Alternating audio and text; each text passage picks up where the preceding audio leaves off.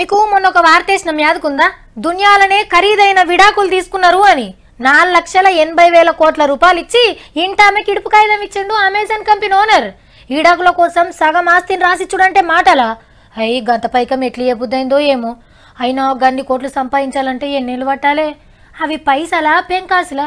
చెట్లకు నోట్లను తులుపుతుండా ఏంది? ఇగో ఇట్లా అనిపించిందట చాలా మందికి. కానీ ఇలా ఒక ముచ్చట తెలిసినాక 4,80,000 కోట్లేంది ఉన్న ఆస్తిని మొత్తం ఇచ్చినా అల్కగా సంపాదిస్తాడు అనిపిస్తుంది మళ్ళా. ఎందుకంటే అయ్యగారి బిజినెస్ అసొంటిది. మరి కొబ్బరి షిప్ప రేట్ ఎంత ఉండొచ్చు? ఏంది ఉత్త షిప్పకు రేటా అని షీప్గా తీసివాడయ్యకుర్రి 1,365 రూపాయలు మాత్రమే. అది కూడా 55% డిస్కౌంట్ ఇస్తే. లేకుంటే ముచ్చటగా 3,000 కొబ్బరి షిప్పకు. ఒక్కదానికే సుమ్మ వల్ల 2 కావాలంటే 6,000.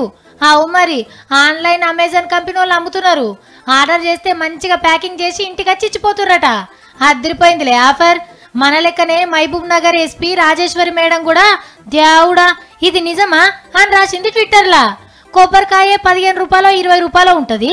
అసొంటిది ఉత్త షిప్పను 1,365 రూపాయలకు అమ్ముతున్నాడంటే అమెజాన్ కంపెనీ ఇకమత్కి సలాం చేయాలి. కొబ్బరి షిప్పలు కొంటోళ్ళు ఉన్నట్టున్నారు, అందుకే అమ్ముతున్నారు. మొదలు వీళ్ళని తారీఫ్ చేయాలి. ఆ లెక్కన కొబ్బరికాయల కంటే కొబ్బరి షిప్పల దుకాణం పెట్టుకుందే నయం ఉంది అని దుకాణం తెరిచారు. ఆన్లైన్లో మాత్రమే ఉంటారు ఉత్తమ కస్టమర్లు.